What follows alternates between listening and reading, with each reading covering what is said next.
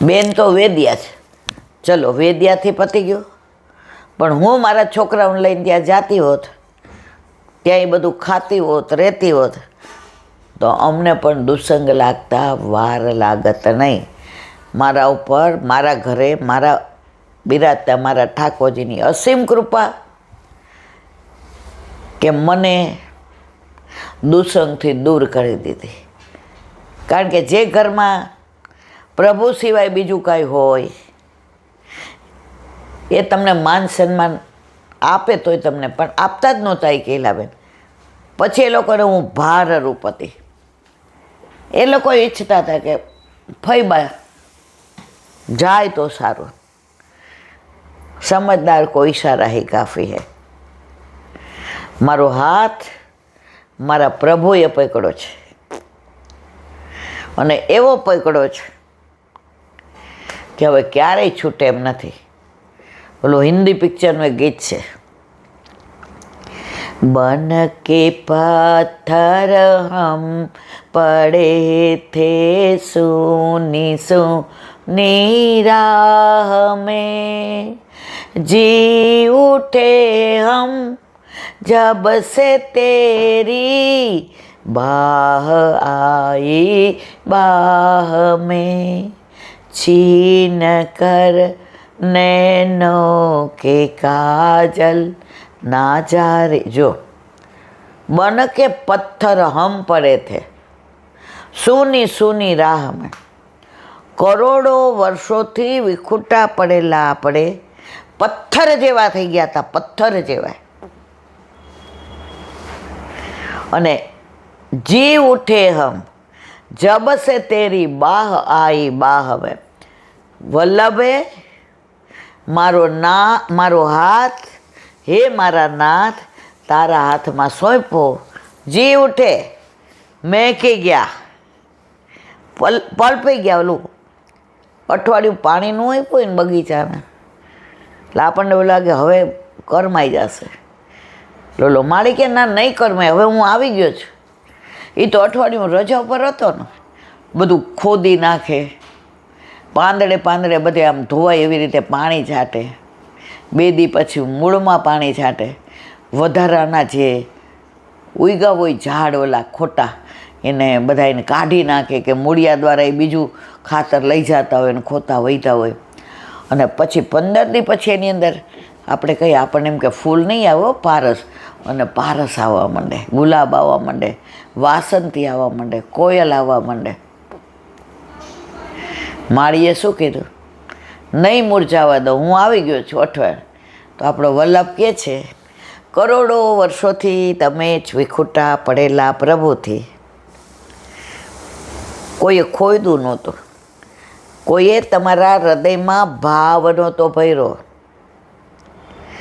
ઉપરથી ને પ્રકાશ આવતો હતો, પણ વૃક્ષના પાંદડાની છાયા આવતી હતી એટલે પ્રકાશ નહોતો પડતો. સત્સંગરૂપી પાણી કોઈ પાતું નહોતું. માળી કે હું આવી ગયો છું, એમ આપણા વલ્લભ આપણા માળી તરીકે આવી ગયા છે. આપણો બગીચો મહેકે છે, એમાં પારસય આવે છે, એમાં ગુલાબય આવે છે, એમાં કોયલ એટલે અપરાજિતા. કોયલનું બીજું નામ શું છે? અપરાજિતા. વાસંતી આવે છે. હે વલ્લભ, તારા બગીચાના ફૂલ છીએ અમે. હે વલ્લભ, તારા બગીચાના ફૂલ છીએ અમે. એને કરમાવવા કે મહેકાવવા હવે તારા હાથની વાત છે. તું ધારે તો કરમાઈ જશે, તું ધારે તો મહેકી ઉઠશે. પણ એ વલ્લભ, અમને વિશ્વાસ છે તું અમને ક્યારેય કરમાવા દઈશ નહીં. તો આ બધી વાતો અત્યારે જે કરંટ ટોપિક છે, આની વધુ ચર્ચા એટલે નથી કરવી.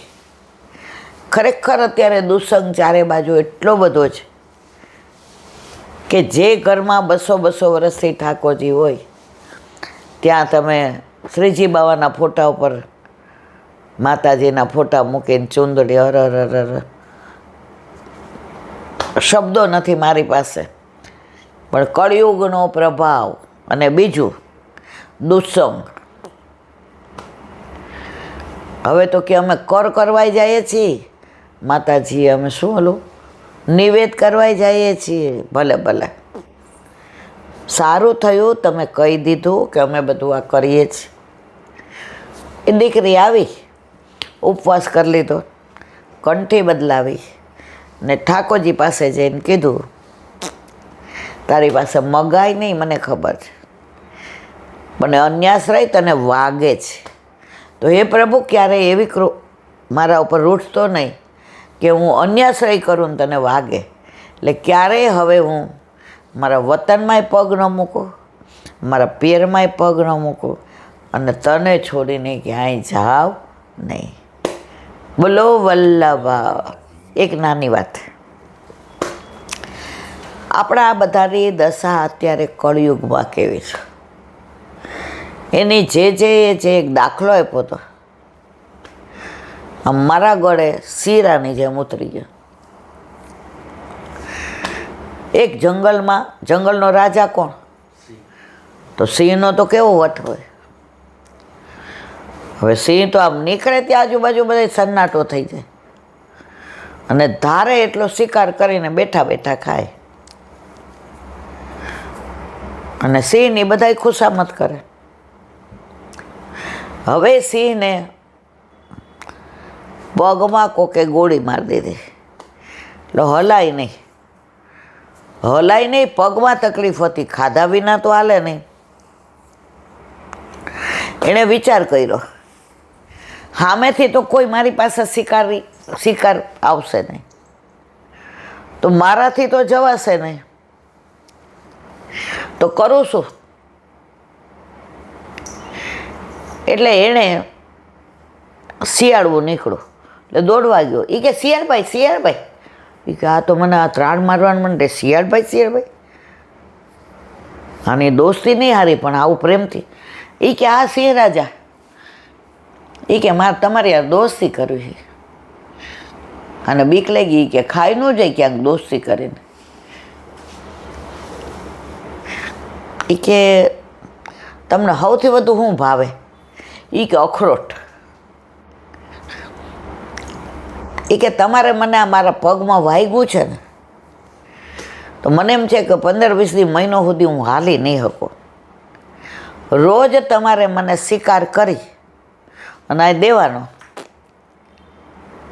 મને મટશે એટલે હું તમને 1 મણ અખરોટ આપીશ. એ કે હે 1 મણ? અહીંયા તો 4 નથી મળતા. એ કે તમે સાચું? એ કે જો જંગલનો રાજા કોણ? કે સિંહ. ધારો તો તમે ઊભા છો ખાઈ જાવ કે નહીં? એ કે હા. તમને મારી નાખું? એ કે હા. તો દોસ્તીમાં દોસ્તી નિભાવી હોય ને તો સામે દુશ્મન ન હોય, મિત્ર હોય. તો તમે મારા મિત્ર, હવે તમે કહી દો હું તમારો મિત્ર, બોલો તો ફાટી પડ્યો કે બીકના માર્યા કેવું પડશે. આ પરીક્ષા કરે છે, ખાઈ જાવ શું કાંઈ ખબર, પણ ના પડાય નહીં. સિંહનો રાજા, આ તો પગ વાગ્યું જ, કાલ સવારે દોડવા માંડે ને આપણો પેલો કોળિયો કરજે. એ કે આપણે બે દોસ્ત, બે હાથ મિલાવ્યા. શિયાળ કે ના, હાથ મિલાવવામાં તો એવું લાગે છે કે એ દુશ્મની નહીં કરે અને એ વફાદારી કરશે. રોજ જે લઈ આવે શિકાર આને દે. હવે શિકાર કરે ને લઈ આવે ને તો મોઢામાં નાખીને લઈ આવે, એટલે દાંત બધા બહુ ઘસાય એના. હવે મહિનો થયો એટલે સિંહ ત્રાડ પાડી, ઓ હવે બરાબર. બોલો ક્યાં કોળિયો ન કરજે. શિયાળ, તારો ઉપકાર હું જિંદગીભર નહીં ભૂલું. આજે મારી આ વ્યથા હું જાણતો હતો અને જો ખાવા ના મળ્યો હોત તો હું ક્યારે પહોંચી ગયો હોત ઉપર. તો તું મારો મિત્ર જિંદગીભરનો. આજે છો, કાલે અને પરમ દિવસે આવીશ. હવે રહી 1 મણ અખરોટની વાત. બોલો કે આપશો ને? તૈયાર જ છે, આ ખોડામાં કોથળો પડ્યો છે, લઈ જા. ઓલો તો એવો રાજી થયો, કારણ કે મહિના સુધી આને જે શિયાળવો લઈ જાવ ને લઈ આવતો હતો એમાં પોતાના ભાગે આટલું જ આવતું હતું, એટલે શિયાળવું તો બિચારું આવું થઈ ગયું. હવે સિંહથી જેટલા બધા બીએ એટલા શિયાળવાથી ન બીએ.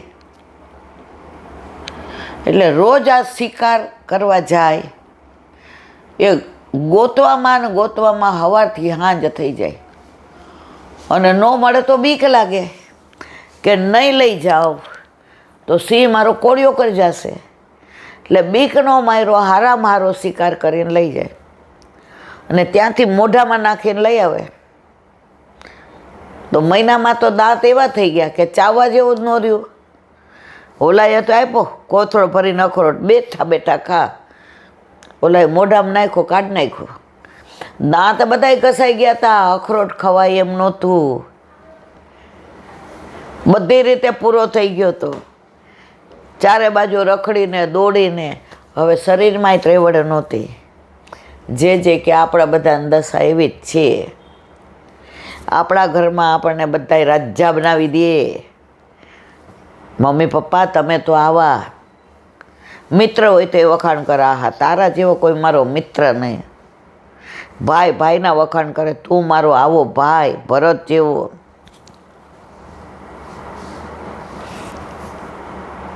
દરદ મટે ને વૈદ વેરી થાય. હવે આપણે તો તૂટી તૂટીને જિંદગીનો અંત આવવા ગયો. આપણને ગુરુદેવ સમજાવે, ભગવદીઓ સમજાવે, ગ્રંથો સમજાવે, જીવનમાં એવા પ્રસંગ બને, ઘરમાં બધા આપણી યાર વર્તન એવું કરે, છતાંય આપણે સમજીએ નહીં કે મણ અખરોટ મળશે અને મારે તો આખી જિંદગી હાલશે. મારા વાલા, મણ અખરોટ માટે થઈને જે જિંદગી ભટકા ભટકા ભટકા, પ્રભુનું નામ ન લીધું, સેવા ન કરી, સ્મરણ ન કર્યું, સત્સંગ ના કર્યો, અને મણ અખરોટ આવ્યા ત્યારે ભાંગવાની ત્રેવડ ન રહી, ને મોઢામાં નાખીએ તો દાંત ન રહ્યા, ચાવવાની ત્રેવડ ન રહી. એ અખરોટ એમને પડ્યા રહ્યા, અને સિંહ બેઠા બેઠા હશે કે મારું કામ થઈ ગયું. અને તું જો અખરોટની પાછળ ગાંડો હતો. એમ દુનિયાના લોકો આપણી પાસે પોતાનું કામ કઢાવી લેશે.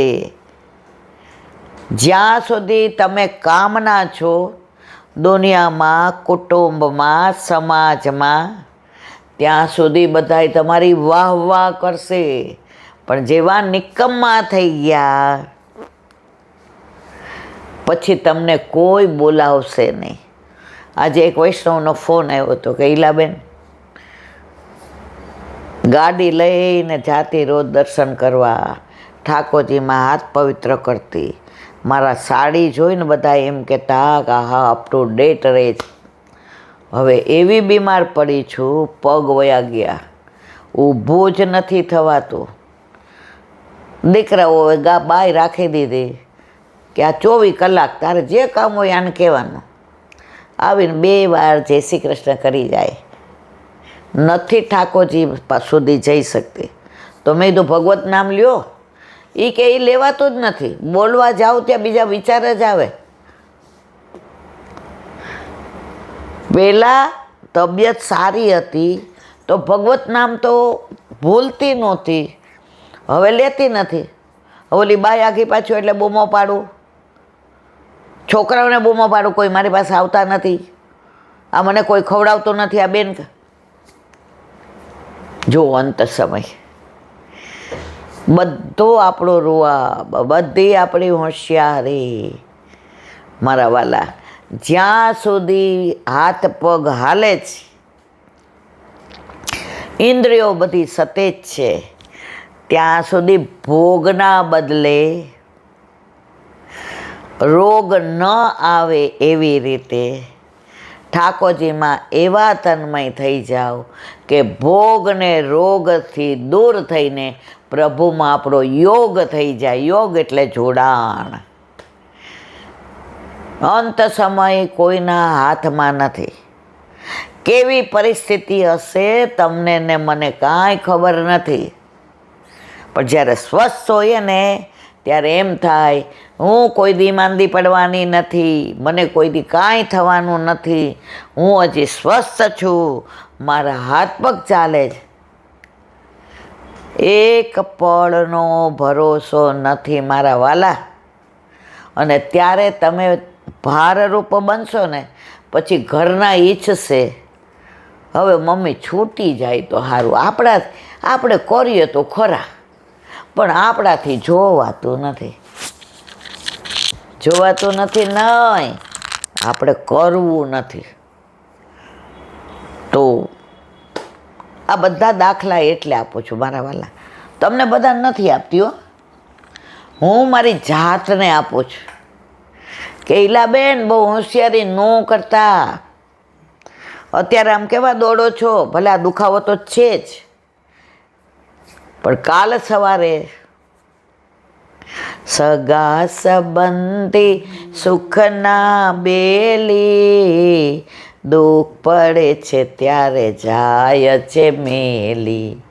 કાકા મામા સૌ કેવાના, હોય તો સૌનું લેવાના. બડે દુઃખ કિએ હે દુનિયા, સ્વાર્થ કે સબ સંસાર. મારો કહેવાનો આશય છે, જ્યારે તમને સંસારમાં બહુ એટેચમેન્ટ થાય છે ને, તમને એમ થાય બધાય મારા ના. મારા વાલા, કોઈ આપણું નથી અને આપણે બધાયના છીએ.